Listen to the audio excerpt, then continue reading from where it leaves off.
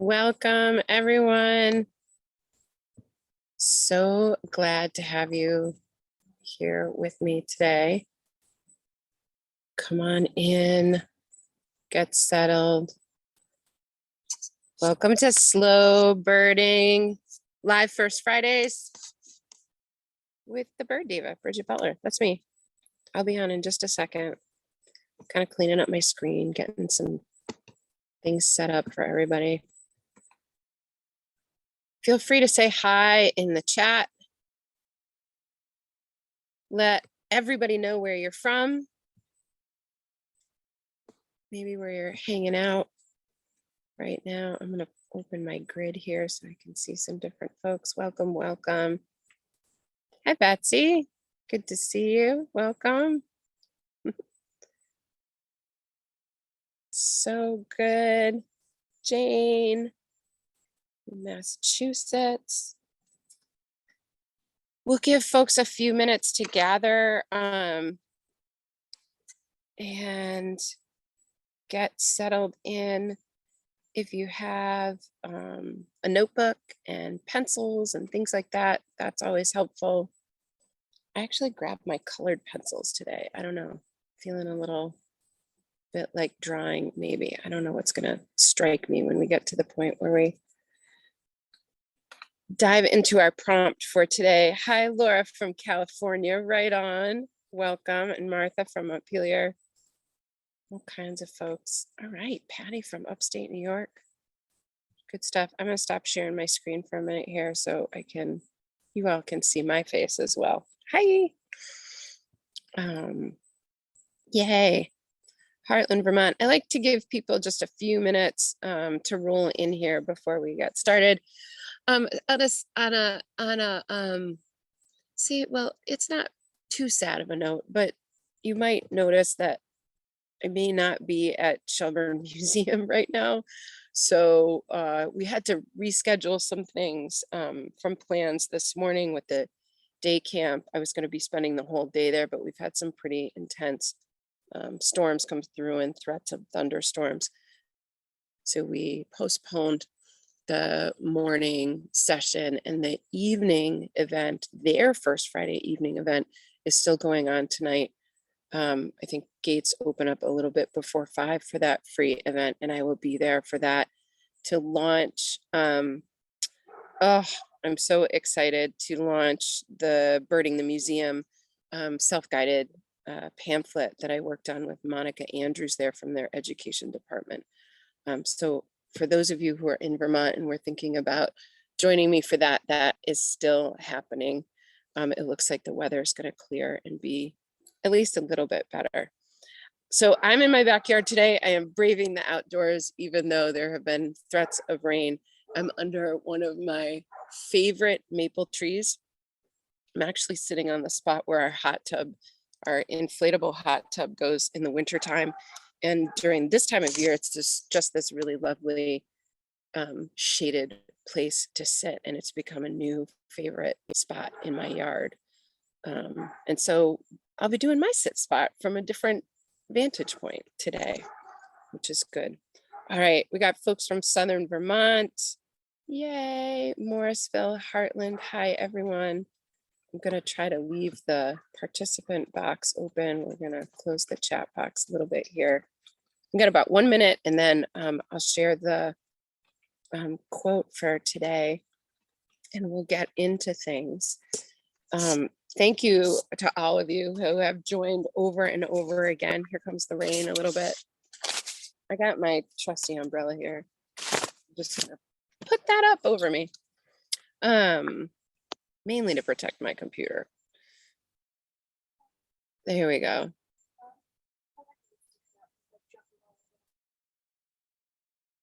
So, okay, let's see.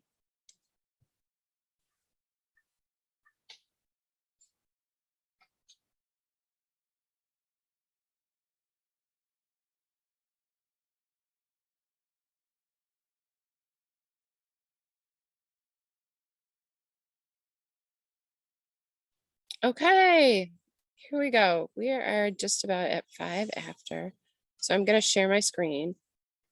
Excuse me for 1 second. Chloe, if you come out with the dog, that's fine.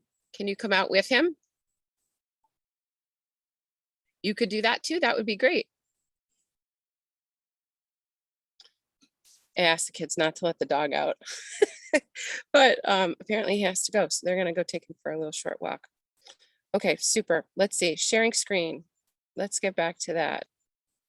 So again, I want to welcome all of you. Oh my gosh, this is August 1st Friday. I can't believe we're already here already. And that's like more than halfway through the year. That's pretty exciting. So here's our quote for today. I have been diving back into this book. I think it's one of my favorite books, and some of you have heard me talk about this before, especially if you were in some of the Birders book club that I did a year or so back during the pandemic. So this is from a lovely book called The Friendship of Nature, a New England Chronicle of Birds and Flowers. And it's by Mabel Osgood Wright. She's one of these underappreciated and kind of overlooked women in the field of ornithology and birding. And this is it's a beautiful book. It's very short. It's a lovely summer read. I read it in a hammock on a pond in Maine a couple years ago. And so she says, standing in the sunlight, we listen and hesitate. The wind whispers as it passes and brings alluring messages. The trees call us to come to their shade and learn the birds' secrets, to rest on their moss-cushioned trunks and listen to the music of the brook as it makes harp strings of their pushing roots and sings the song of summer. So persuaded, we go out through the midsummer ways. And so here we are in midsummer, and things have shifted and changed once again. I'm noticing a lot of things on the landscape, especially with birds, that have kind of piqued my interest. I think we talked about this a little bit last month about really kind of noticing families of birds and noticing all the different plumages that are possible. And this can be a very frustrating time of year for birders because there is this shift into the fall plumage. There are juveniles on the landscape. And I think what I want to encourage you to do today, especially with the prompt that we're going to use, is to let some of that go and not worry so much about identifying who's who and all of that, but kind of taking joy in being curious about what you're noticing. Right. I'm going to put my umbrella down. So I'm curious if you guys could put in the chat, I'm propping this up so I can grab it again really easy. If you put in the chat, what are some of the things that you're noticing midsummer near you? What's standing out for you midsummer? So for me, again, it's just this subtle shift in who's who on the landscape and who's new this year, like who's a first year kind of bird that's out there. Yeah, Jane says it's quieter. And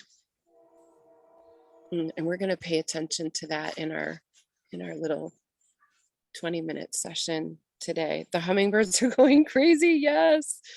Martha says downy woodpecker on tall mullein flower stalks. I was just pointing out the mullein to some folks on an outing that I had the other day, encouraging them to watch that as it goes from flower to seed, because it then does become this great source of food for all kinds of birds.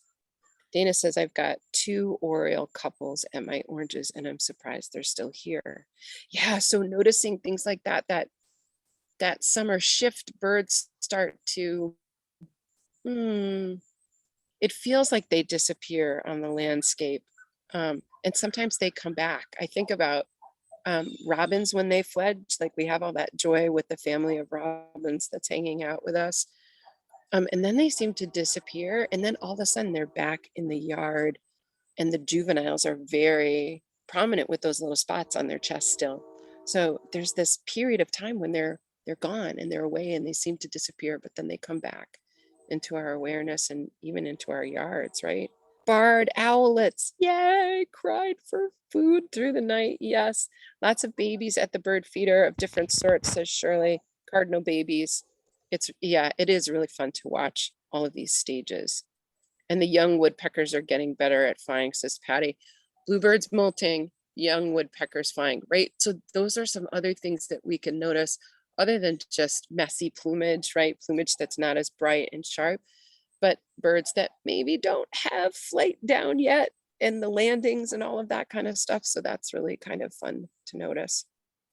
Super. All right. All kinds of great things to notice in here. So here's what I would like to do next. We're going to kind of get into our routine for noticing. So this is where, if you like, you want to have your journal, grab your journal. I did say I brought colored pencils today, and we're going to do a couple things. I've been thinking about, like, what do I do when I get to my sit spot? And there's kind of three things that I'm thinking are becoming part of my routine. And the first thing is to stretch and settle in, right? And today I'm in a metal chair and it doesn't feel like super right or comfortable. And sometimes when I sit, I know I was at a campground this weekend. We were camping at Lake Bombazine down in near Rutland, Vermont. And I sat out for a while and my hip was out because I slept on a cot at night. And so stretching and settling is the first one. Breathing is the next one. So this next part of getting kind of grounded and being in this place and ready with the intention to notice is breathing. And so I'm going to share a breathing exercise that I've been thinking about, that from a podcast I listened to by David Abram, that was interviewing David Abram.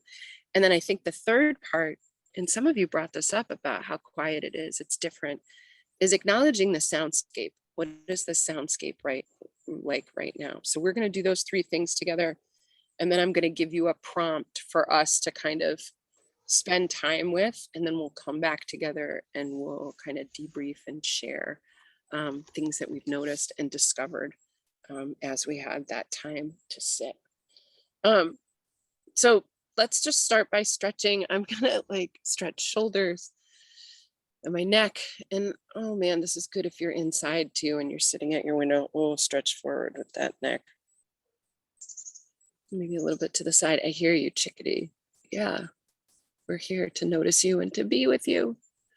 Maybe you want to pull arms out a little bit. Shift hips. Stretch legs out in front of you. What's going to be comfortable to sit for 20 minutes. All right. And then the breathing part. I think any exercise that you really like is good. There's box breathing. There's all kinds of, my kids have these breathing things that they share with me about blowing on a pinwheel. And the one I want to share with you today comes from David Abram, who's author of Spell of the Sensuous. And I listened to him. He's a philosopher of deep ecology, really fabulous to listen to. And he talks about, he comes from a Jewish background, and he talks about the word Yahweh, which is the word for God, and how it is in two parts. And the Yah is like the inhale, and Way is like the exhale. And then in this interview, he went further to say that as he was thinking about that and his spiritual connection to nature and the land, he also started thinking about how inhale and exhale is this exchange between the environment. And so he was talking about an inhale for you, an exhale for, so I got to do that again. An inhale for me, because we're thinking about the personal, an exhale for you, almost as if you're giving back, especially to the trees, that like the carbon dioxide that comes from our exhale. And then another inhale for both, for we. So it's individual, it's inner, it's outer, and then it's for both. So think about that. We'll take a couple deep breaths in through the nose and exhale and relax those shoulders. So I'm going to think about me, you, and we. And what's great about that is as you roll through that, because it's 3 parts, you're sharing that inhale and exhale differently with the we at the end each time.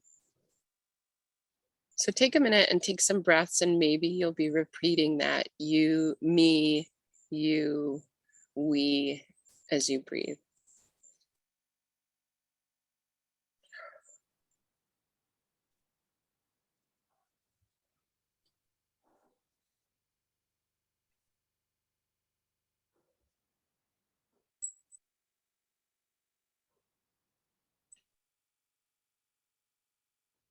Nice.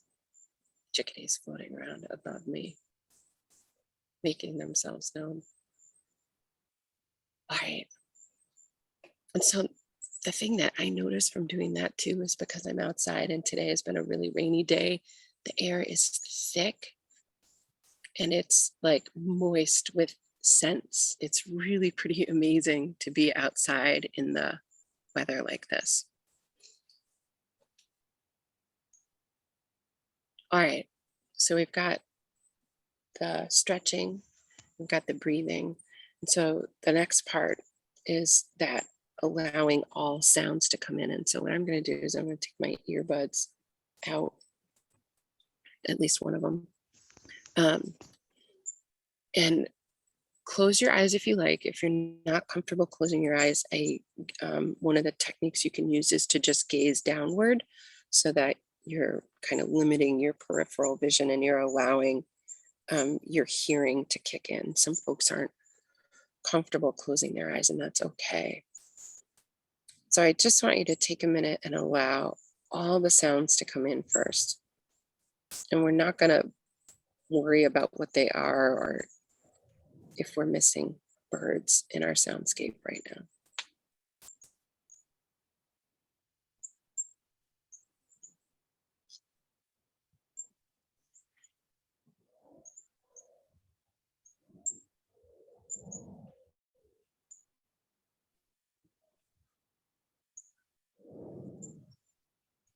In one of the previous sessions, we talked about how we can acknowledge and accept things like human-made sounds, the anthrophony sound, right? If we look to acoustic ecology to help us with this, anthrophony are those sounds that, like I can hear Route 89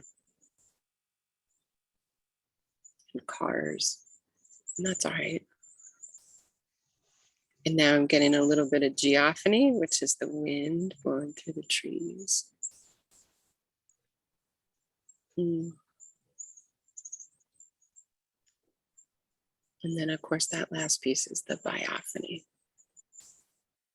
The birds and the insects right now. I'm sure some of you are having lots of insect action where you are. Crickets and katydids and all of that come into our midsummer soundscape.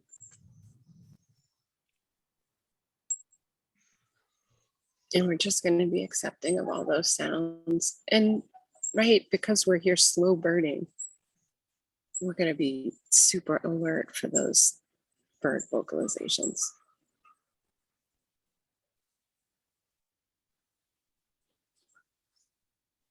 All right.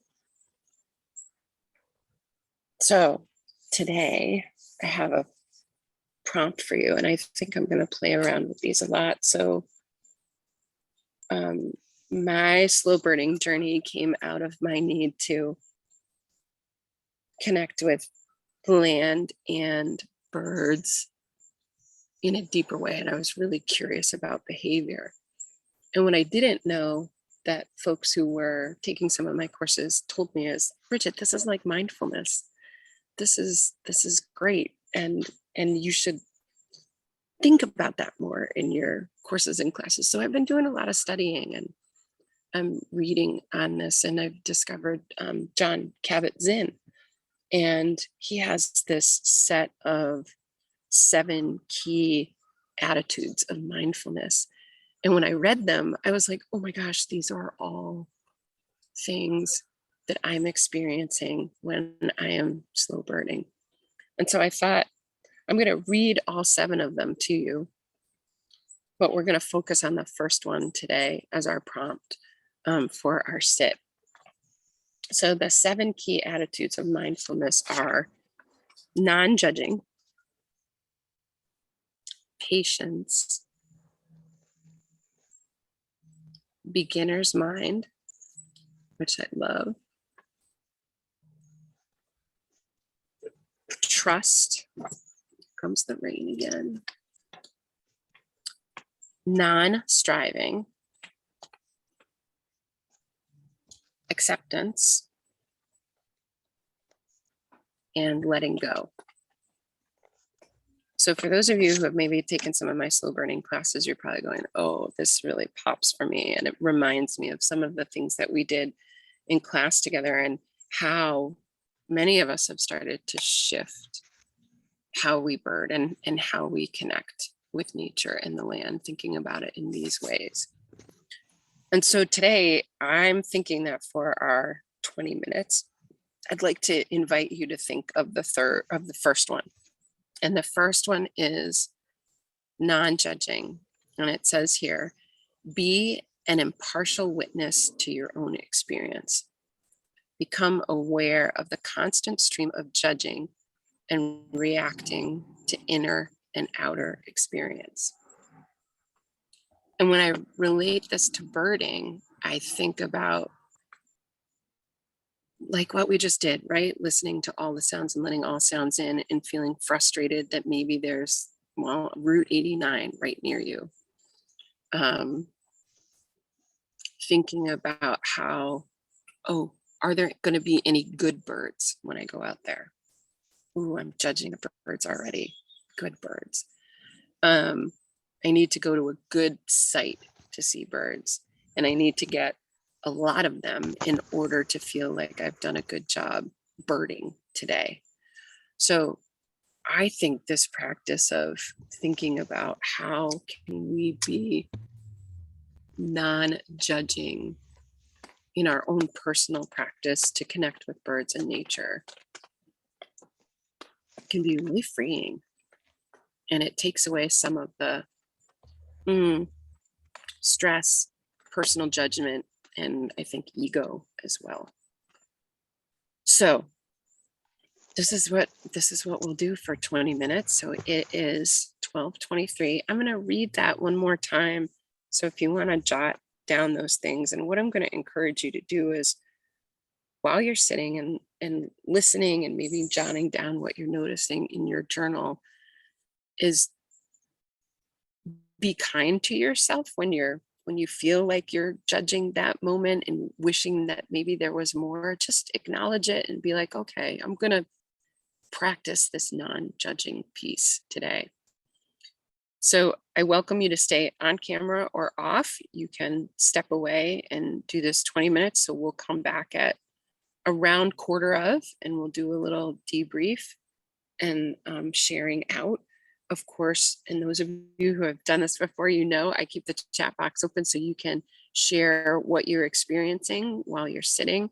And I'll do my sportscasting thing of a little bit of my internal dialogue about what I'm noticing in relation to this prompt and what I might be noticing around me.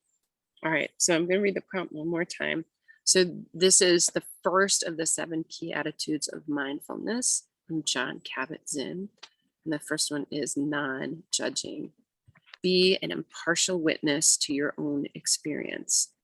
Become aware of the constant stream of judging and reacting to inner and outer experience.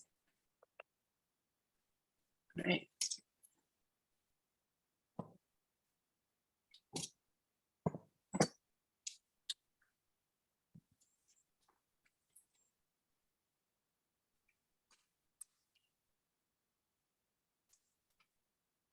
It's a good thing I have my Write in the Rain journal today.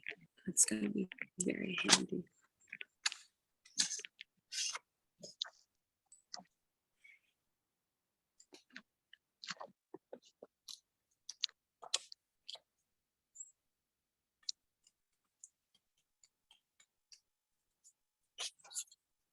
going to take a little moment to get my metadata on my journal page across the top with the date and the time and what the weather's like. And then I'm going to write my prompt for today.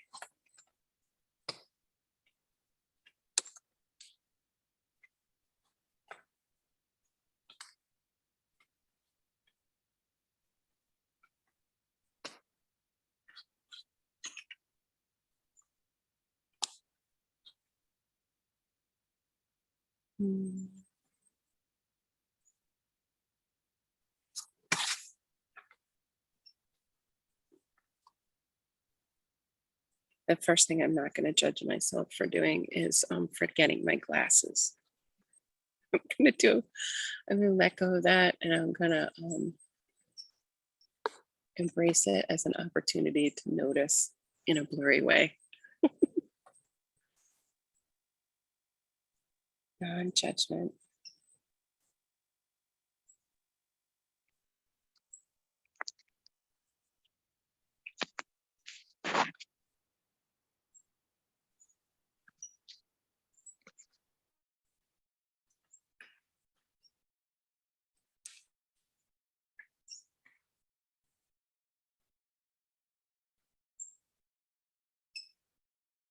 So in the background right now, I can hear the little pick of either a hairy or downy woodpecker.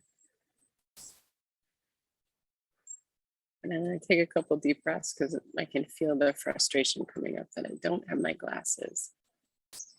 But there's still a lot to notice and take in even without my glasses.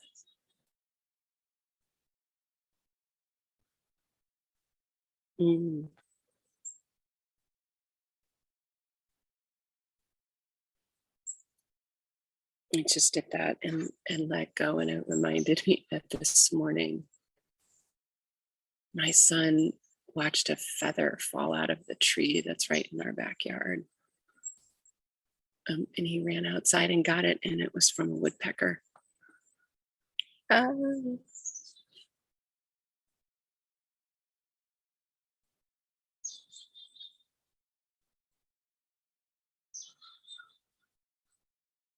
I'm feeling compelled to just draw that feather really quick from my memory. When he brought it in, and the black and the little white dots along the side. It was very tiny. Let's see if I can remember how this. Yeah, they kind of lined up like that. That's not very good.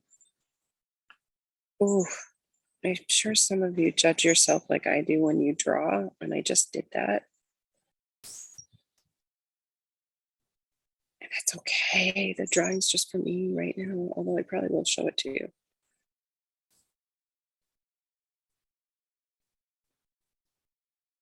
Please feel free to do what you like during this. It's sketching, it's writing notes, it's writing a poem.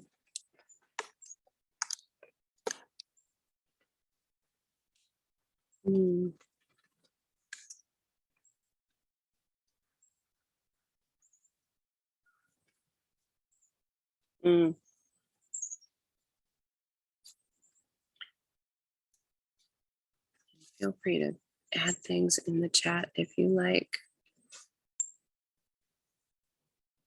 A couple folks ducking out. Know too that it's all right to duck out and leave whenever you like. You can pick this up online because I record it each week.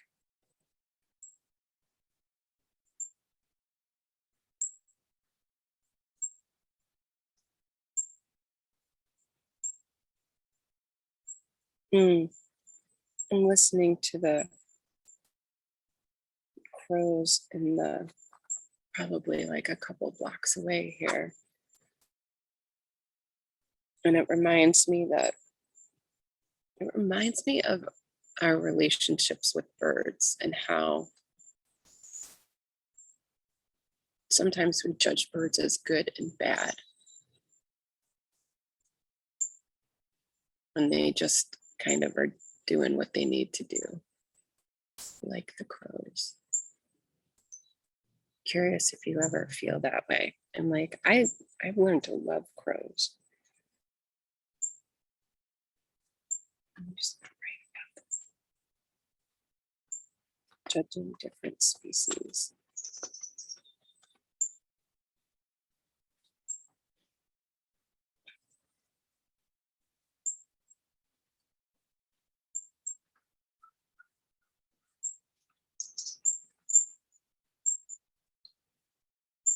How can I be, as it says in this, an impartial witness?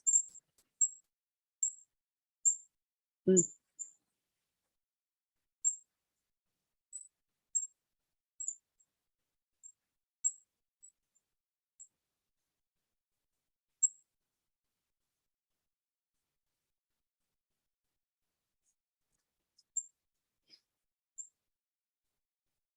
Hmm.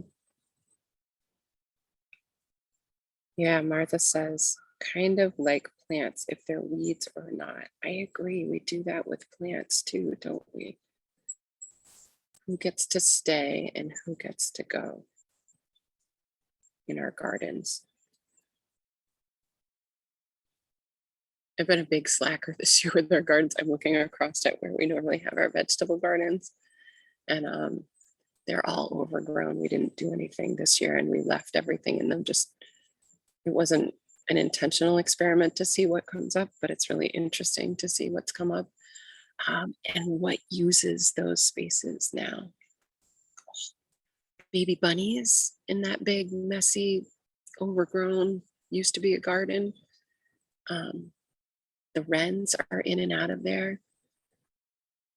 There's a little essence of judging the landscape. Ooh, write that down too. How do I judge landscapes?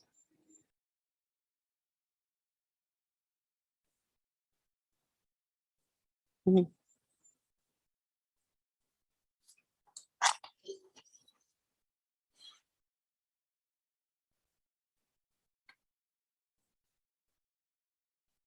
Makes me think I was sad not to be at Shelburne Museum today because it was going to be a different site, a different place, and I was really excited to slow bird from there. Kind of allowed that to be sad in that, and then I thought, well, when I go outside, what if I shift where I sit, right? Mhm. And get a different vantage point. Maybe it'll almost satisfy that need to for something new and unique in terms of landscape. Do you find yourself craving different landscapes? Hmm.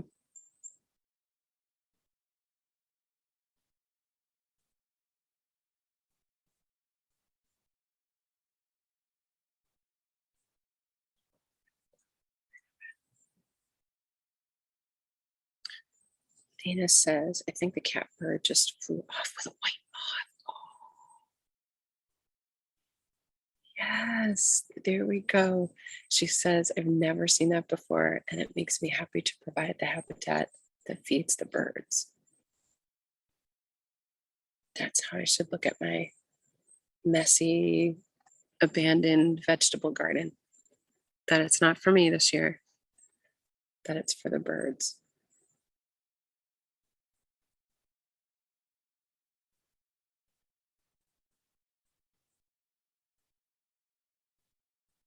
Laura says, yes, I love to explore new locations to bird.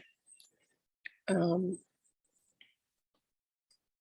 I'm curious about how we give ourselves space to enjoy and celebrate the local and the familiar, and maybe find new spaces that are really close by. And maybe they're not the birding hotspots that everybody goes to, but you find some little spot that's, oh, it's just delightful to sit and be with the birds as they come back in around you.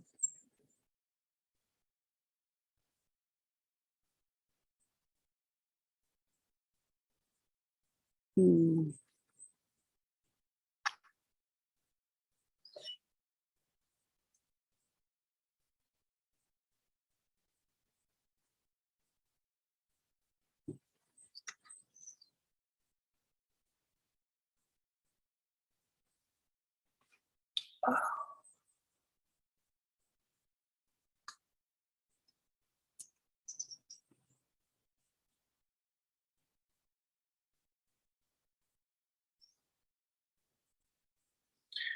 How many of you are having insects catch your eye now and you think that they're birds?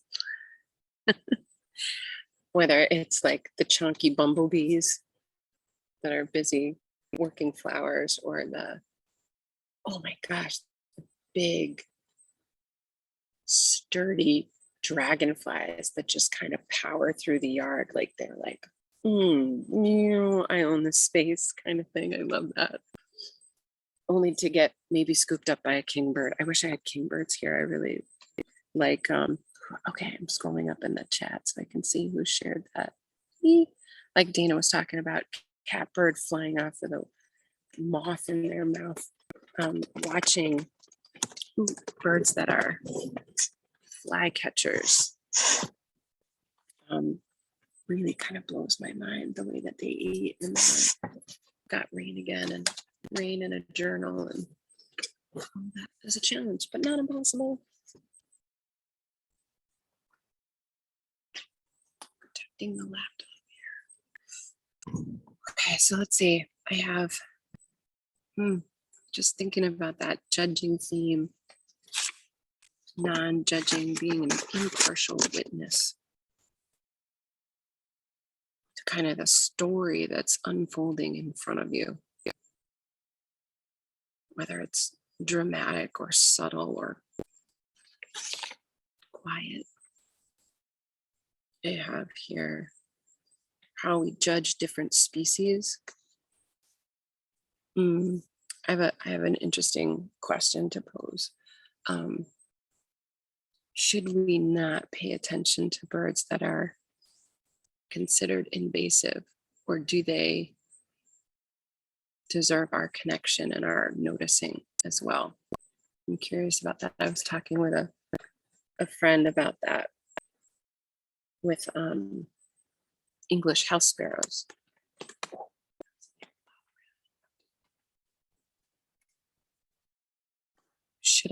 Should I not give my attention to house sparrows because they are invasive? Am I judging them because they were brought here? Can I let go of that as a slow birder? It's a little harder to let go of if you're someone who's working on studying or protecting birds that are impacted by house sparrows, for sure. Oh yeah, Martha, I love that. We're the ones who have labeled them as invasives. We humans could be considered invasive too. Without a doubt. How do I judge landscapes?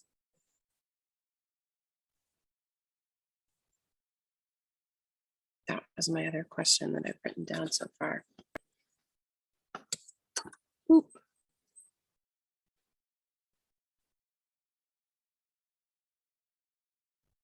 All right, we've got about 5 minutes.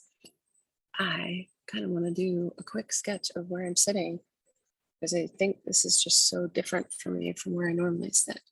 That's how I'm going to wrap up my last few minutes. I'm going to put the umbrella down.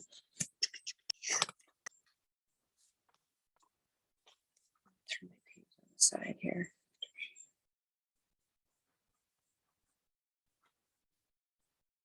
Keep some of those drawing muscles going.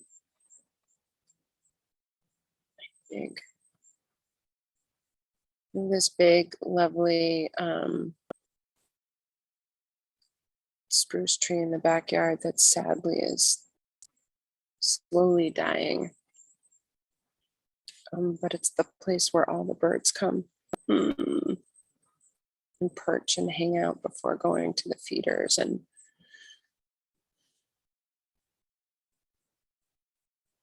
it'll be sad to have to, it's really close to the house, so we'll probably have to take it down at some point. Tracy says, I'm trying not to judge the bald eagle providing behind a branch. Yes. Oh my gosh, right? Those little moments where you're just like, can you please just move a little bit? I'll share with you that the welcoming mindset when you're birding rather than the hunter mindset sometimes does wonders, almost works magically. So if you maybe you verbally ask the bald eagle to come and join you. Maybe you just do that in your head, but you shift into this welcoming place, and it's going to change how you're holding your body too. I've done this on outings with where we're trying really hard to find a certain bird because people haven't seen it before, or we can hear it and we just want to experience it. And I encouraged the group on this one outing to shift into that mindset. And wouldn't you know, the bird popped out along the shrubs for us. Nice. All right. I gotta get my messy gardens in the background here.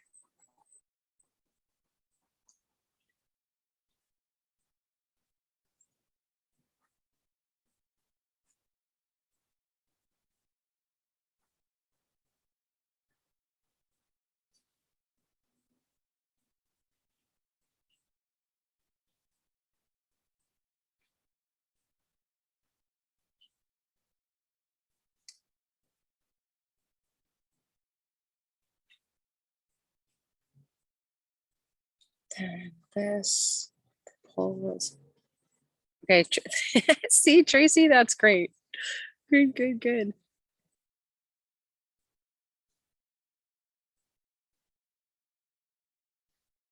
Oh, and I'm seeing, yes. Oh, and Marcia's talking about reading an article on starlings. Who knew?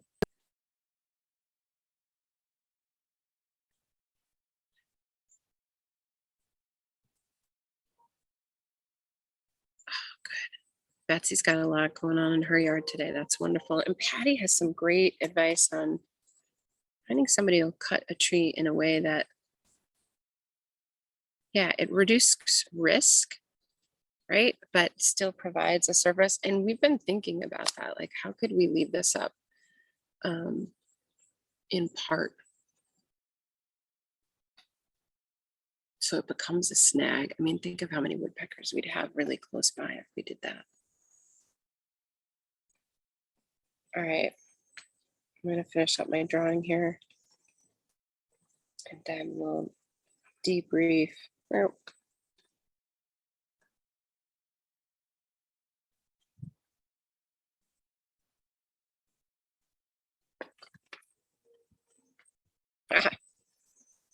Okay, not bad.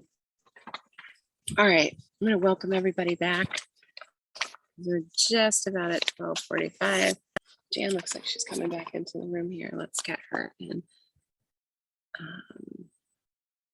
So for those of you just joining or coming back in, we were focusing on our sit spot session on non-judging and being an impartial witness, being aware of a stream of judging and reacting to inner and outer experiences. And the inner might just have been that inner judgment that I'm taking time for myself right now to do slow birding today. And I should be doing X, Y, and Z. And Like for me, we're supposed to leave for Maine tomorrow, so I should be packing, I should be doing this and that. But I feel like every time I do this, I'm just brighter and lighter and able to enter back into all of those tasks that I have to do for the day. So with slow burning, notice those interpersonal things that are coming up as you do this practice as well. So I want to invite you in the chat to share some of the things that maybe you discovered during this. I shared a couple of questions that I had about really trying to be an impartial witness when I'm noticing birds and sitting and being with them. And that might mean a lot of different things about not judging them because they're invasive, or not judging the crows because they harass other birds and maybe eat, well, not maybe, we know they eat eggs and babies and things like that. But that's what crows do, right? That's what makes crow crow. And then the third one I had was just about judging landscapes, the desire for the unique and the rare, versus really kind of retraining ourselves to find joy in the local and the familiar. I think is really good. Tell me about what you experienced, what you're noticing. Did you stay with the judging theme? Did you leave that? Did you go rogue? I went rogue for the last 5 minutes and I just drew. Let's see if I can even get in here. I'm at the angle now where I'm looking at, we put a pool in this year. And so it shifted things, but I'll tell you, the birds don't care. They're still in here and around. So feel free if you want to put something in the chat about how using one of these key attitudes of mindfulness sat for you. Yeah.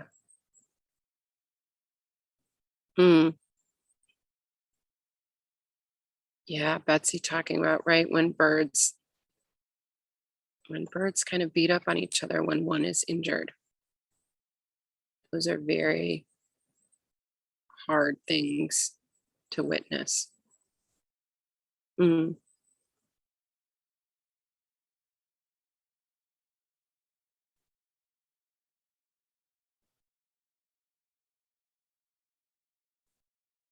I think those are the moments when I ask myself to kind of trust the earth knowledge, for lack of a better word, or for nature's knowledge, deep knowledge around survival and what that must be like.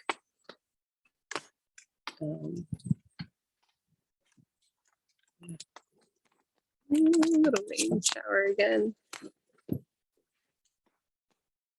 Anything else? Right, the house runs always seem to scold. Are they always cranky? Are they just cranky birds, or is that just their voice? Oh my gosh, we could totally apply that to people too, couldn't we? Right?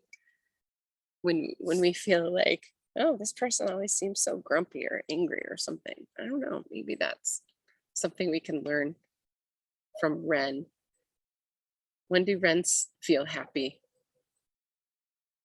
I feel like the wrens around my house right now are in that scolding, very alert set of vocalizations. So I would agree with you, Patty. It feels like that. It feels like that right now. Awesome. All right. So to wrap up today, I keep thinking back to that that quote that I shared from Mabel about midsummer, and really just, I encourage you to, right, like she says, stand in the sunlight, listen, hesitate, pause, really learn those midsummer ways. What is midsummer like for you where you are? And so when you are on your sit spot, embracing this time of year and not judging it, right? Because as birders, a lot of times traditional birding tells us that, right, this is the doldrums of birding, and it's truly not. And I think through my slow birding practice, I've really become to deeply just love this time of year, and I hope you will too. What do I want to share with you about my work? So next, and on August 25th, I'm going to open up for the first time ever a discounted, like, early bird special for my next intro to slow birding course, which will be taking place through October. It's 5 evening sessions, and you get like a weekly email. And so for 5 days, there'll be a discount on that course that you can take advantage of. I'm going to send an email out about that. So if you're not on my mailing list, get on it so you can take advantage of that discount. If you go to my homepage and you go right to the bottom, or you click that button in the top, you can get on the mailing list. For those of you who are in Vermont that might want to hang out tonight and celebrate the self-guided booklet that is going to be debuted tonight at the Shelburne Museum, called Birding the Museum. That starts, I think they open the gates around 4:30 for the free evening session, and I'll be doing an abbreviated tour using the booklet. We don't want to do it all with everybody all at once, because we want folks to be able to experience it on our own. But I'll be there for that, and I worked with Monica Andrews from their education department on that, and it really is based in slow birding and using pieces in their collection as a way to explore this birding practice, this kind of mindful birding practice through art. And what else? Oh yeah, there's a donation page, a donation button on the First Friday page. And I'll tell you, I have been so appreciative of this. I really like offering this for free, but what's really nice is offering this opportunity for folks to donate at any level, based on how they felt this experience was for them. And what that money has done is provided me with a way to do outreach to groups that maybe don't have the funds. So this year I was able to do, so far this summer, 2 outings, slow birding outings, for groups with elders, with seniors, and folks with mobility issues.